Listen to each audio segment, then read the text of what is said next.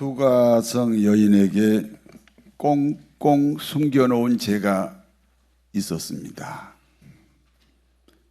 가짜 남편들입니다. 과거에 5명의 남편이 있었고 지금도 한 사람의 남편과 살고 있습니다. 도합 6명의 남편이 모두 가짜 남편입니다. 가짜 남편과 사는 여자 역시 가짜 인생입니다. 성도 여러분, 예수님을 만나기 전의 인생과 예수님을 만난 후의 인생의 차이점이 뭡니까? 예수님 만나기 전의 인생은 가짜 인생이었습니다. 그렇게 인정이 됩니까? 마귀 백성이었고 지옥으로 가는 인생이었습니다.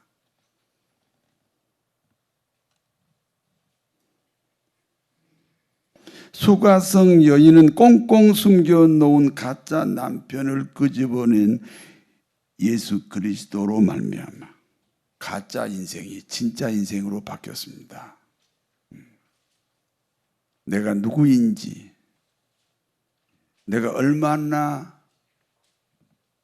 저주받은 죄인인지를 깨달아야 됩니다.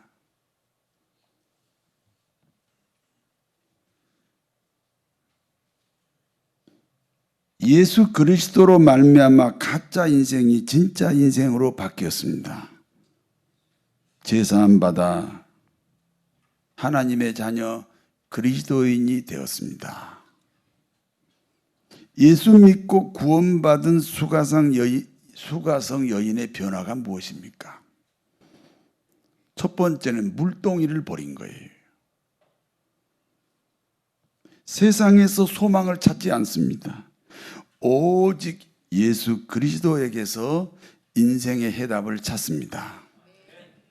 두 번째는 동네로 뛰어가 전도합니다. 나는 죄사함 받아 천국 백성이 되었다. 나는 죄사함 받아 천국 백성이 되었다.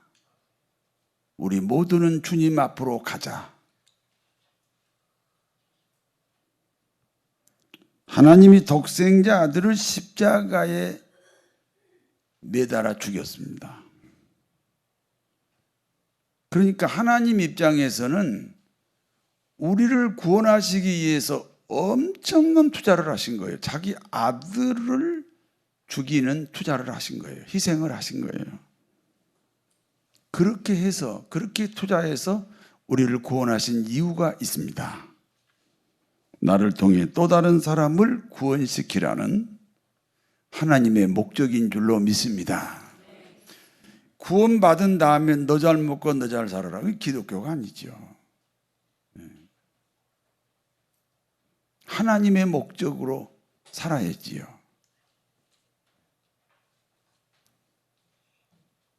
너를 통해서 또 다른 영혼을 구원하자고 하는 이 하나님의 사역에 동참하시는 여러분 되시기를 바랍니다.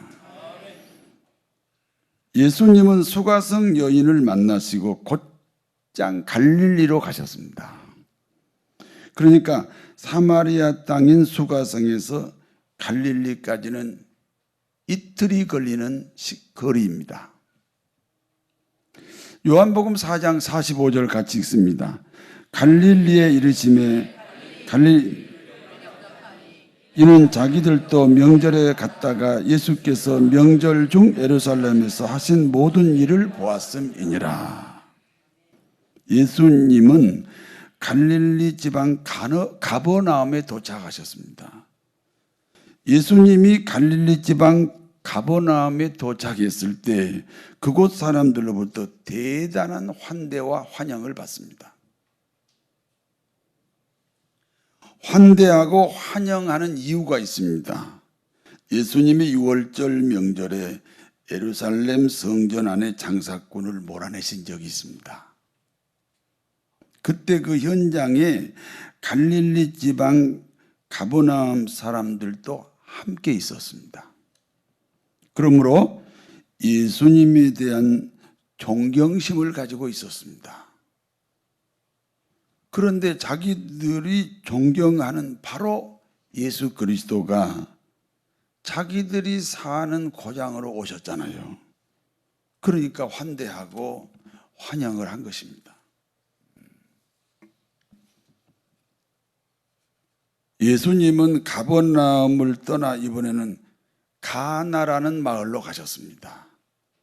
요한복음 4장 46절입니다. 예수님께서 다시 갈릴리 가나에 이르시니 전에 물을 포도주로 만드신 곳이라. 왕의 신하가 있어 그의 아들이 가버나움에서 병들었더니. 옛날에 가나라는 마을에서 혼인잔치가 있었지요. 예수님의 어머니와 예수님과 12제자가 그 혼인잔치에 초대를 받아서 갔습니다. 혼인잔치가 절정에 이르렀을 때 포도주가 떨어졌습니다. 그와 같은 때에 주님은 물을 바꾸어서 포도주로 만들었습니다. 우리 인생을 혼인잔치로 비유합니다. 우리 인생이라는 혼인잔치에 기쁨이라는 포도주가 떨어지면 안 됩니다. 왜냐하면 기쁨을 잃으면 신앙을 잃어버리기 때문입니다. 기쁨이 없는데 기도가 신앙입니까? 기쁨이 없는데 찬양이 신앙입니까? 기쁨이 없는데 전도가 신앙이 아닙니다.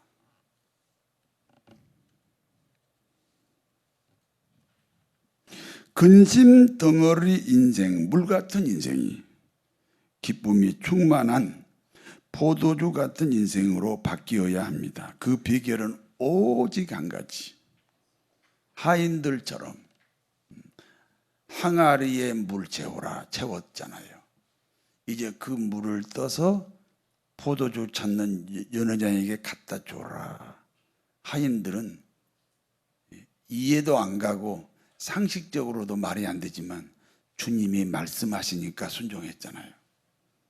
하인들처럼 주님 말씀에 대한 절대 순종이 물을 바꾸어서 포도주로 만들 수 있습니다. 이와 같이 예수님께서 첫 번째 기적, 물을 포도주로 바꾸었던 그 가나 마을로 들어가셨을 때 가버나움에 사는 왕의 신하가 주님을 찾아왔습니다. 원래 주님이 가버나움에서 오셨잖아요.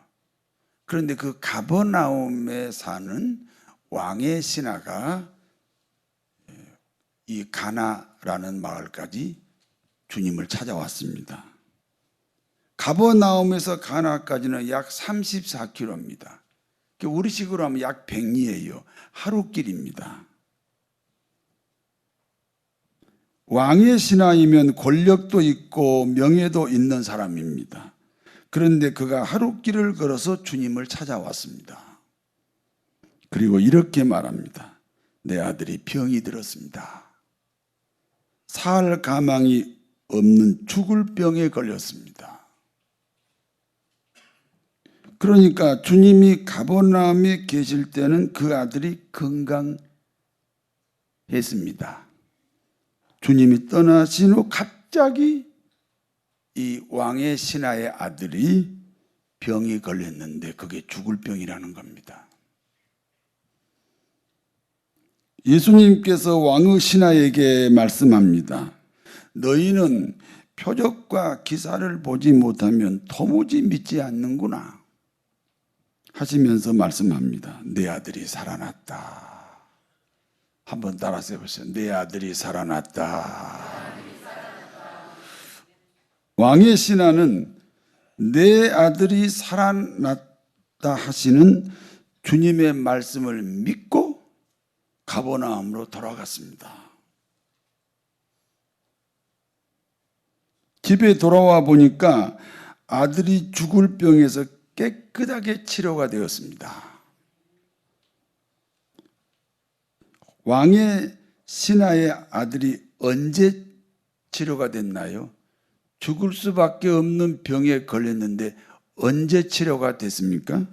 주님이 내 아들이 살았다. 주님이 내 아들이 살았다라고 말씀하실 바로 그때 치료가 이루어졌습니다. 말씀으로 우리 인생의 모든 문제를 해결해야 됩니다. 여기까지가 이제 본문의 내용이고요. 지금부터 이 본문이 주는 교훈을 말씀드려요. 우리가 사는 시대를 병든 시대라고 합니다. 여러분, 참 과학이 많이 발달했어요. 문명이 많이 발달했어요. 저는 그래서 가끔 좀 천천히 태어났으면 더 좋은 세상에 살 수 있었겠다 이렇게 생각하다가 문득 생각을 바꿉니다. 아니야, 갈수록 세상은 병이 들었어. 이렇게 병든 세상에서 사는 것보다 좀 일찍 태어나서 일찍 가는 것도 괜찮아, 이렇게 요즘은 생각합니다. 여러분, 우리가 사는 시대가 병들었어요. 이 병든 세상을 치료하려면 이 세상의 병을 정확하게 진단할 수 있어야 됩니다.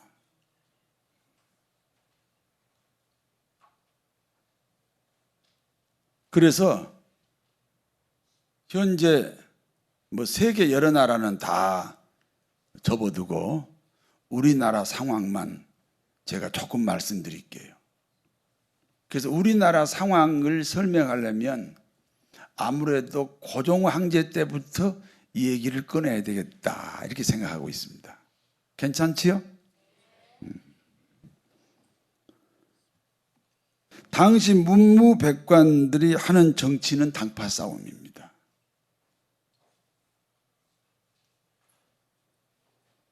친일본으로 나라를 지키자는 친일파, 친중국으로 나라를 지키자는 친중국파, 친러시아로 나라를 지키자는 친러시아파, 이런 당파들이 그저 앉아서 싸우는 게 그게 그 당시 정치입니다. 이율곡 선생님이 10만 양병설로 우리나라를 자주적으로 지키자 하는 자주정신이 없어요. 남의 나라에 의존해서 나라를 지키자는데 그것 가지고도 싸워요. 그와 같은 와중에 일본이 러시아와 전쟁에서 일본이 이겼고요. 일본이 중국과 전쟁에서 또 일본이 이겼습니다. 그러니까 당시 우리 정부는 힘 있는 친일 세력이 장악하게 됩니다. 그리고 일본은 이 친일 세력을 앞세워서 1910년 대한민국을 침략하고 말았습니다. 대한민국을 빼앗아가고 말았습니다.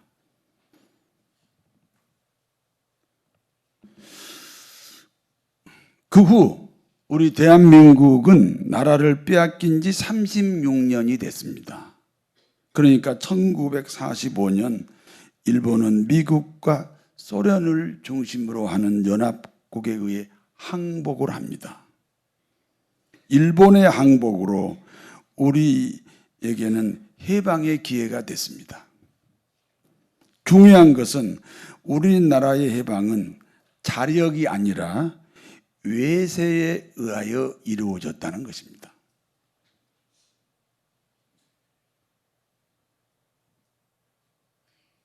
그러므로 북쪽에는 소련이 들어와서 공산 정권이 세워지고 그러므로 남쪽에는 미국이 들어와서 자유민주주의 정권이 세워지게 됩니다.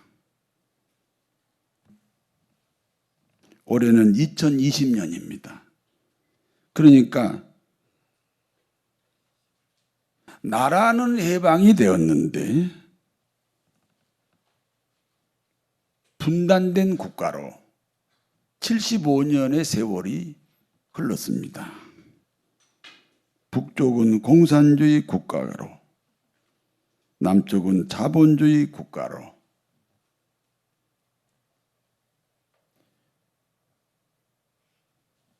긴 세월이 흘러갔습니다.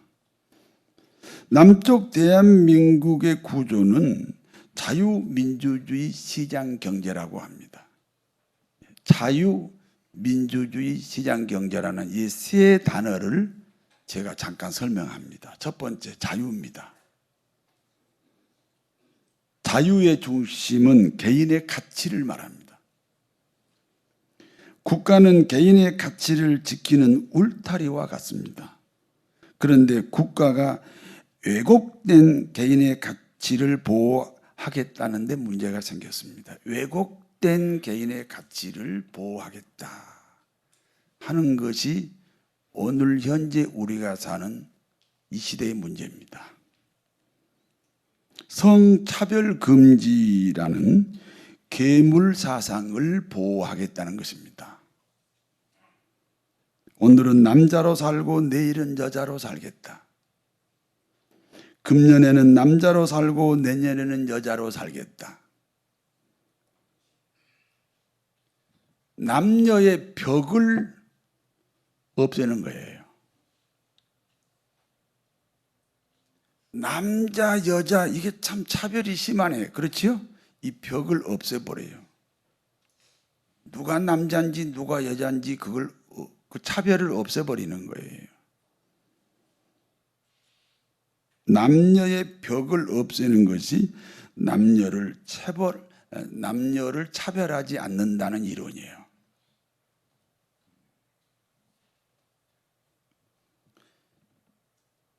여러분, 이 인류도 여러 종이 있잖아요. 흑인종도 있고 황인종도 있고 백인종도 있고. 여러분 서로 차별해야 돼요? 평등해야 돼요? 예, 그건 맞아요. 그런데 남자와 여자도 그 성 자체를 차별하지 말자. 남자로 살고 싶으면 남자로 살고 여자로 살고 싶으면 여자로 살아라. 오늘 낮에는 남자로 살자. 거기다가 달력에다 써놔. 남자, 오늘은 남자, 내일은 여자. 이렇게 그냥 자기가 살고 싶은 대로 그 성을 허물어서 살자. 차별하지 말자. 남녀의 차별이 없어졌으니 남자와 남자가 결혼하고 여자와 여자와 결혼하는 게 전혀 문제가 안 됩니다.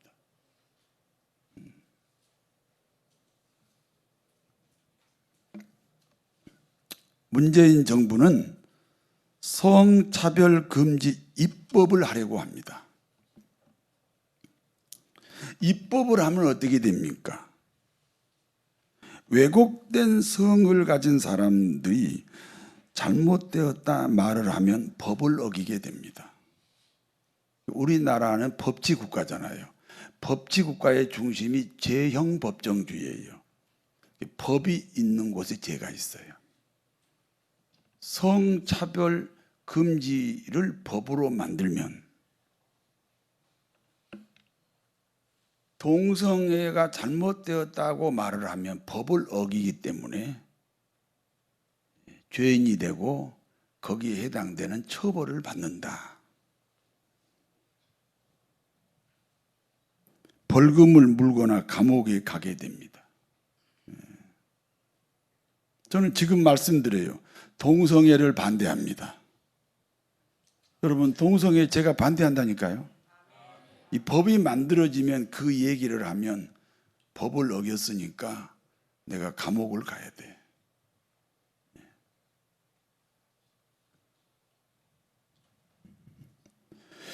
우리 기독교는 성소수자도 구원의 대상으로 보고 있습니다. 차별하지 않습니다. 어떤 성을 지향하든지 우리 기독교는 그 사람을 다른 사람과 차별하지 않습니다. 왜냐하면 모두가 다 구원의 대상이기 때문입니다.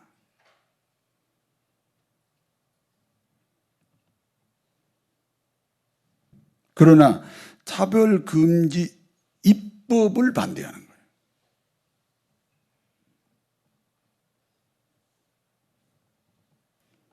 문재인 정부가 굳이 성차별 금지 입법을 하려는 의도에 대해서 사람들이 여러 가지로 의심을 합니다. 이 성차별 문제는 그냥 우리가 사는 그 시대의 윤리 도덕에 맡기는 거예요. 국가가 관여해서 법으로 보호하면 안 되는 거예요. 그런데 굳이 성차별 금지 입법을 하려는 의도에 대해서 사람들은 의심을 하게 됩니다. 무슨 말씀인지 아셨어요? 내 딸이 시집 간다고 배우자를 데려왔는데 여자를 데려왔어. 그러면 아버지가 반대해야 되잖아요. 반대하시겠어요? 찬성하시겠어요? 그러면 법을 어겼으니 거기에 대한 처벌을 받는다 그 말이에요. 그러니까 법을 만들지 말라는 거지. 인간의 가치가 그 사람의 행위에 의해서 바뀌는 게 아니기 때문에 우리는 차별을 하지 않는데 왜 굳이 법을 만들려고 하느냐. 그 입법에 대해서 우리 기독교가 반대하는 거예요. 여러분, 사회주의가 정착하려면 기득권 세력이 무너져야 되는 거예요.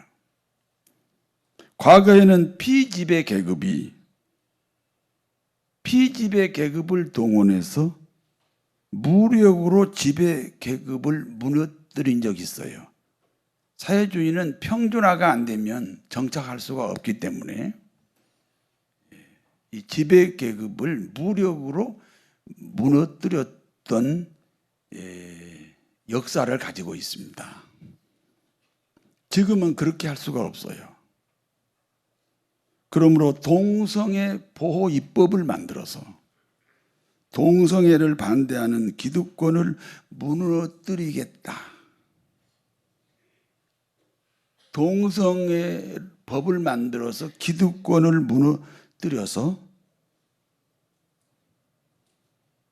그래서 사회주의를 정착하려고 하는 거 아닌가 이런 의심을 하는 거예요.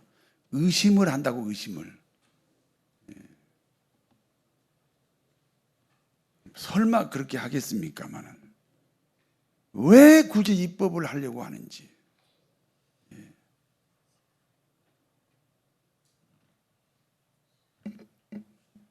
우리 기독교인들이 늘 기도해야 될 줄로 믿습니다.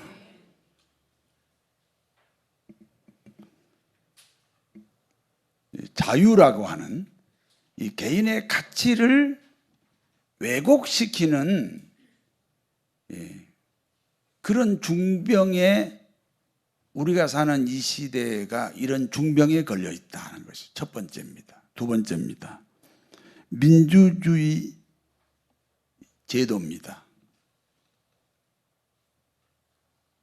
민주주의라는 제도는 선거를 통해서 만들어져요.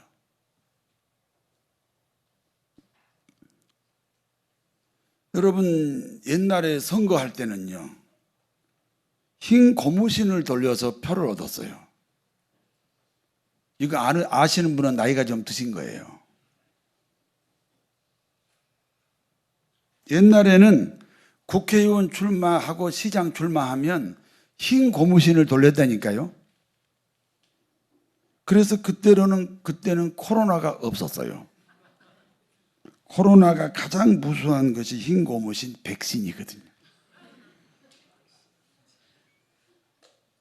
이때 웃어야지 안 웃으면 제가 아주 민망해지는 거예요. 우리가 사는 시대는요, 이제 고무신 돌려갖고는 표를 얻지 못해요. 우리가 더 잘 살아요. 그래서 복지라는 이름으로 득표 작업을 합니다. 복지에 쏟아붓는 돈은 결국 세금으로 충당을 해야 됩니다. 거의 대부분의 세금은 기득권층, 부자들에게 부담을 시킵니다. 과다한 세금 때문에 기득권층 부자들이 외국으로 떠나버리기 시작할 겁니다. 그러므로 세금 낼 사람이 점점 줄어드는 때가 올 수도 있습니다. 베네수엘라가 그와 같은 상황으로 나라를 완전히 망쳐버렸습니다. 세계 석유 매장량 1위 국가인 베네수엘라가 그 석유 수입을 전부 복지에 썼습니다. 그리고 표를 얻었습니다. 장기 집권은 했는데 그 복지에 들어간 돈을 다시 채우기 위해서 세금을 걷어들이고, 부자들이 세금 내기 싫어서 외국으로 도망가고, 나라는 파산 상태에 이르고 말았습니다. 성경에는 일하지 않는 자는 먹지도 말라 그랬습니다.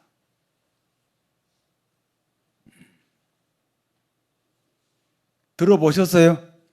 일하지 않는 자는 먹지도 말라 그랬어요. 국가는 일하는 국민이 되도록 도와줘야 됩니다. 일하는 국민이 되도록 정치를 하셔야 돼요. 일하지 않고도 살 수 있는 나라를 만들면 결국 모두가 망하는 길로 갈 수밖에 없습니다.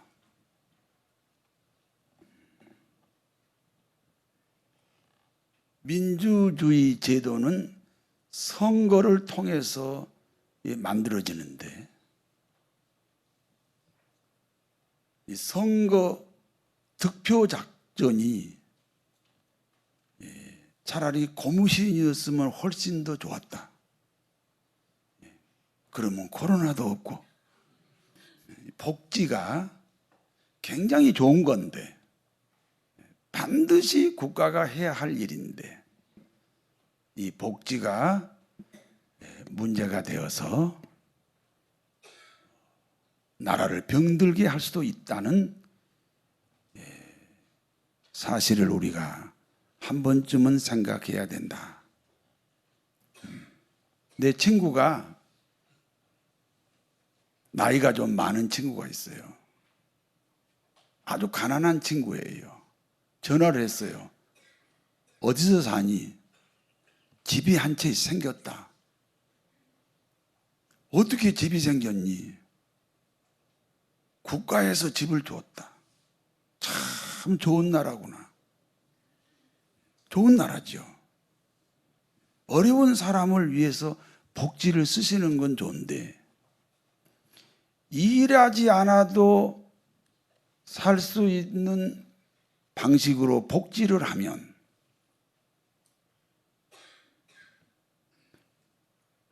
나라가 망한다, 나라가 병이 들었다 하는 사실을 기억해야 됩니다. 세 번째입니다. 시장 경제입니다. 여러분, 시간이 많이 갔기 때문에 시장 경제는 자율에 맡겨야 돼요. 시장 경제를 국가가 관여하면 안 되는 거예요. 그리고 시장 경제의 자유를 돕는 것이 국가가 하는 일이에요.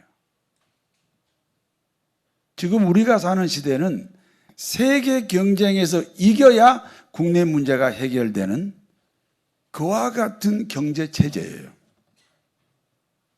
기업들이 세계 시장에 나가서 일할 수 있도록 도와줘야 돼요.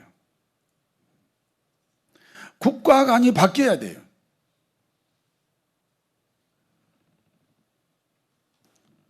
우리나라 대한민국은 자유민주주의 시장 경제라는 구조로 이미 틀이 짜여져 있습니다. 그러므로 자유민주주의 시장 경제에 맞는 정책을 펴야 나라가 부강합니다. 그릇마다 내용물이 달라요. 우리 대한민국의 그릇은 자유민주주의 시장 경제라는 그릇이에요. 거기에 맞는 내용물, 정치가 펼쳐져야 한다, 그런 뜻입니다. 사회주의가 반드시 나쁜 건 아니에요. 상황에 따라서는 사회주의도 필요해요. 그러나 대한민국의 이 프레임 안에는 사회주의 정책이 맞지가 않습니다. 성공할 수가 없습니다. 대한민국이 성차별 금지 입법이라는 죽을 병에 걸렸습니다.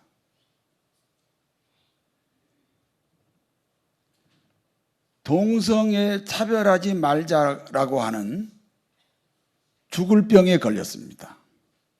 왕의 신하의 아들이 치로되었듯이 성차별 금지 입법이 만들어지지 않도록 성도 여러분이 기도하시고 하나님의 치유하심이 풍성해서 이 나라가 병들지 않고 우리가 사는 이 시대가 병들지 않고 건강해질 수 있도록 우리 기독교인으로서 분명한 역할 분담을 하는 아름다운 믿음의 생활이 이루어지시기를 진심으로 축원합니다. 전능하신 아버지 하나님,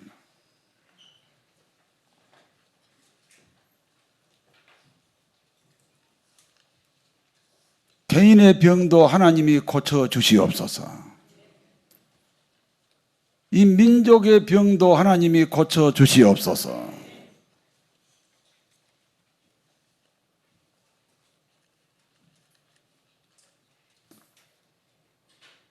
그래서 이 모든 과학의 발달, 문명의 발달이 인류 행복의 수단이 되도록 하나님 우리를 복주고 또 복을 주옵소서. 예수님 이름으로 기도하옵나이다.